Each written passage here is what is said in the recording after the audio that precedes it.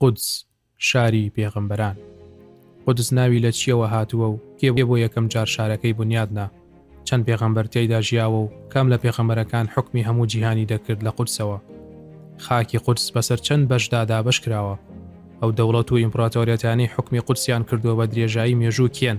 چەند جار ئیسلام قودسی ڕزگار کردووە. سەلاح الدینی ئەیوبی هەڵوێستی بەرامبەر بە قودس چی بوو؟ چۆن و کێ قودسی ڕادەستی جوولەکە کرد؟ هەموو ئەمانە لە راپۆرتێکی مێژووییدا.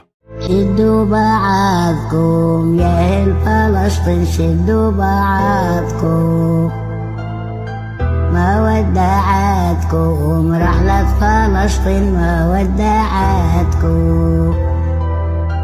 عورك صيني لست بالحبر، عورك صيني يا فلسطيني، عني جرالك يا فلسطيني. مێژووی شاری قودس و ناوەکانی. مێژووی شاری قودس بۆ زیاتر لە 5,000 ساڵ پێش ئێستا دەگەڕێتەوە و بەم جۆرە بە یەکێک لە کۆنترین شارەکانی جیهان دادەنرێت. ئەو ناوە زۆرانی پێی دراوە ئاماژەن بۆ قوڵایی ئەو مێژووە. ئەو گەلانی تێیدا نیشتەجێ بوون، ناوی جیاوازیان لێنا. ئەو کەنعانیانەی لە هەزاری سێهەمی پێش زاین کۆچیان کردبووی ناویان لێنا ئۆرسەلیم، واتە شاری ئاشتی یان شاری خوداوەند سالم. وشەی قودس لەم ناوە وەرگیراوە کە بە زمانی عیبری بە یەرشالیم دەخوێندرێتەوە و بە واتای ماڵی پیرۆز دێت. لە تەوراتدا 680 جار باسی لێوە کراوە. هەروەها ناونراوە داوود پاشان لە سەردەمی یۆنانیدا بە ئیلیا ناسرا، واتە ماڵی خوددا. دوای ئەوەی لەلایەن ئیسلامەوە فەتح کرا، ناونرا القودس یاخود البەیت المەقدس. خاکی قودس بەسەر دوو بەشی سەرەکیدا دابەش کراوە. قودسی ڕۆژهەڵات کە بە شاری کۆن ناسراوە و کۆمەڵێک شوێنەواری ئاینی لەخۆ دەگرێت. دیارترینیان مزگەوتی ئەقسا و کەنیسەی قیامەن. هەروەها قودسی ڕۆژئاوا کە بە شاری نوێ ناسراوە، چەندین شوێنی مۆدێرن لەخۆ دەگرێت. ئەو پێغەمبەرانەی لە قودسدا ژیاون.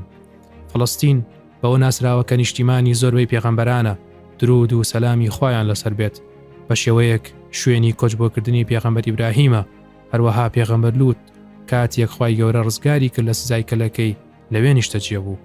دوای ئەوانیش پێغەمبەر داود لەوێ ژیاوە و پێغەمبەر سولەیمانیش حکمڕانی هەموو جیهانی لە قودسەوە دەکرد. هەروەها پێغەمبەر سولەیمان چیرۆکە بەناوبانگەکەی لەگەڵ مێرولەدا لە دۆڵ و شیوی نەمل بوو لە فەڵەستین کە لە نزیک شاری عەسقەلانی ئێستادایە. دوای ئەویش پێغەمبەر زەکەریا و دواتر پێغەمبەر موسا لە فەڵەستین نیشتەجێ بوون. پاشان موعجیزەی لەدایکبوونی پێغەمبەر عیسا هەر لە فەڵەستین ڕوویدا. هەروەها هەڵکێشانەوەی پێغەمبەر عیسا بە هەمان شێوە لە فەڵەستینەوە بۆ ئاسمان ڕوویدا، دوای ئەوەی جوولەکە ویستیان بیکوژن. لە فەرمودەکاندا ئەوە پشڕاست کراوەتەوە کە پێغەمبەر عیسا لە کۆتازەماندا لە فەڵەستین دادەبەزێت و لای منارە سپیەکە ئەلمینارەة البەیضا هەر لە فەڵەستین و لە دەرگای لوت دەجال دەکوژێت. هەروەها مزگەوتی ئەقسا لە فەڵەستین قیبلەی سەرجەم پێغەمبەران و ئومەتانی ڕابردوو بووە و یەکەم قیبلەی موسڵمانانیش بووە. بەڵام خوای گەورە فەرمانی کرد بە پێغەمبەر صلی الله عليه وسلم لە ناو نوێژدا ڕوو کاتە کەعبە لە مەککەی پیرۆز لە بری ڕووکردن لە مزگەوتی ئەقسا. بە درێژایی مێژوو ئەم دەوڵەتانە حکمی قودسیان کردووە. دانیشتوانی ڕەسەنی قودس کە بە هۆزی یەبوسیەکان ناسراون لە دەوروبەری ساڵی 2500 پێشزاین شارەکەیان دروست کردووە، بۆیە ناویان لێنا یەبوس. هەروەها فیرعونیەکان، جوولەکەکان، بابلیەکان، فارسەکانیش لە دوو سەردەمی جیاوازدا و یۆنانیەکان و ڕۆمەکان، ئیسلامیش بە هەمان شێوە لە دوو سەردەمی جیاوازدا. هەروەها مەمالیکەکان و عوسمانیەکان بۆ ماوەیەکی زۆر حکمڕانی ناوچەکە بوون. دواتر بریتانیا داگیری کرد تاوەکو ساڵی 1948 زاینی و دواتر دەوڵەتی ئیسرائیل ڕاگەیەندرا. فەتحکردنی قودس و مزگەوتی ئەقسای پیرۆز جێی ئاماژەیە بەشێکی زۆری مێژووی قودس ئەگەڕێتەوە بۆ ئیسلام و موسڵمانان. ئەویش دوای فەتحکردنی شارەکە لەلایەن پێشەوا عومەری کوڕی خەتاب ڕەزای خوای لەسەر بێت و گەڕانەوەی شکوە و هەیبەتی قودس و مزگەوتی ئەقسا و گرنگیدان بە بڵاوکردنەوەی ئاشتی کۆمەڵایەتی و ئاینی لە ناوچەکە و مۆرکردنی پەیماننامەی عومەری کە مافی بە دانیشتوانی شارەکەدا لەسەر هەر ئاین و بیرۆباوەڕێک بن لە دەوڵەتی ئیسلامی و لە شاری قودسدا بە ئازادی بژین. دواتر سوڵتان سەلاح الدینی ئەیوبی کوردی بۆ جاری دووهەم مزگەوتی ئەقسای ئازاد کرد. دوای ئەوەی 500 سەدە دەسەڵاتی ئیسلامی حکمڕانی ناوچەکە بوو، خاچپەرستان لە ساڵی 1990 زاینی قودسیان داگیر کرد. بەڵام دواتر لە ساڵی 1970 زاینی سوپای بەهێز و جەرگبری سوڵتان سەلاح الدینی ئەیوبی کوردی گەیشتنە شاری قودس و توانیان لە شەڕەکەتا خاجبەرستان تێک بشکێنن. سوڵتانی کوردان پیاوە سوڵحاو و بەجەرگەکەی ئومەتی ئیسلامی بەردەوام لە خەمی ڕزگارکردنی قودس و مزگەوتی ئەقسای پیرۆز بوو بە شێوەیەک کە ئاوات و ئومێدی گەورەی هەبوو بەوەی ڕۆژێک هەردێت قودس لە چنگی ناحەزان و نەیارانی ئیسلام دەربهێنێت.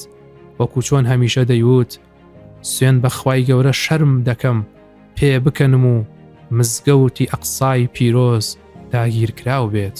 دوای ئەوەی لەلایەن جوولەکەوە تکایەکی زۆر کرا لە دەوڵەتی عوسمانی بەوەی کە قودسیان پێ ببەخشرێت لە بەرامبەردا دەوڵەت داوای هەر شتێک بکات پێی دەدرێت، بەڵام لەلایەن سوڵتانی دەوڵەتی عوسمانیەوە داواکە ڕەتکرایەوە. بەڵام سیستەمی خاوەنداریەتی زەوی لە فەڵەستین لە سەردەمی عوسمانیدا یارمەتی فراوانکردنیدا، چونکە ڕێکخراوە نێو دەوڵەتیە جوولەکەکان هەموو بارودۆخێکیان خۆستەوە بۆ چڕکردنەوەی نیشتەجێبوون و دیپۆرتکردنەوەی جوولەکەکانی جیهان بۆ فەڵەستین. دوای ئەوەی جوولەکە دەستێکی باڵای نواند لە ڕووخاندنی دەوڵەتی عوسمانی، قودس لە ژێر دەسەڵاتی عوسمانیەکان نەما و بەریتانیا داگیری کرد. قۆناغی داگیرکاری بەریتانیا بە قۆناغی زێڕینی نیشتەجێبوونی جوولەکە لە فەڵەستیندا دەنرێت. بەو پێی بەریتانیا لە کاتێکدا پابند بوو بە جارنامەی بالفۆرەوە هاتە ناو فەڵەستین و بەم شێوەیە نیشتەجێبوونی جوولەکەکان لەژێر چاودێری زلهێزێکدا دەستی پێکرد کە کاریان دەکرد بۆ پشگیریکردن و بەهێزکردنی. دواتر لە نیوەی مانگی ئایاری ساڵی 1948 زاینی هێزەکانی لە قودس و فەڵەستین پاشەکشە پێکرد. سەرمایەداران و چەتەکانی جوولەکە لە جیهان و ڕۆژهەڵاتی ناوڕاست ئەم هەلەیان قۆستەوە و دەوڵەتی فەرمی جوولەکەیان ڕاگەیاند بە ناوی ئیسرائیل و قودسیان بە پایتەختی دەوڵەتەکە ناساند. جێگەی باسە لە ساڵی 1967ەوە مزگەوتی ئەقسای پیرۆز داگیر کراوە و لە سێهەم ڕۆژی جەنگی ساڵی 1967 کە بەرامبەر دەوڵەتە عەرەبیەکانی ئوردن و سووریا و میسر لەلایەن دەوڵەتی ئیسرائیل و بە پاڵپشتی و پشگیری ئەمریکا، فەڕەنسا، بەریتانیا ئەنجامدرا، ژەنەڕاڵ موردەخای گور و سەربازەکانی چوونە ناو مزگەوتی ئەقسا و ئاڵای ئیسرائیلیان بەسەر قوبەت و سەخرەدا هەڵکرد. قورئانیان سوتاند، ڕێگریان لە نوێژخێنان کرد لە نوێژکردن تیایدا و دەستیان بەسەر کلیلی دەرگاکانیدا کرد. بەداخەوە ئێستاش و لەم سەردەمەدا مزگەوتی ئەقسای پیرۆز و قودسی شەریف منزڵگەی پێغەمبەران و دۆستانی خوددا داگیر کراوە و بەشێک لە موسڵمانانی فەڵەستین بە گیان فیدایی و فیداکاری تەواوەوە سەرقاڵی خەباتن و جەنگ دەکەن بۆ بەدەستهێنانەوەی زەویە داگیرکراوەکانیان و چەوساندنەوە و ستەم قبوڵ ناکەن.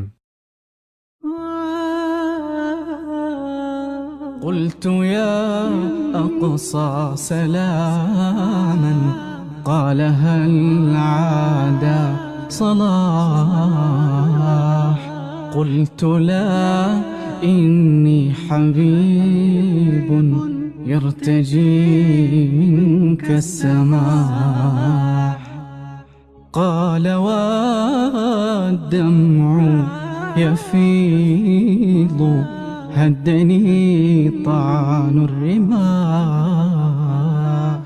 هدني ظلم اليهود والثرى أضحى مباح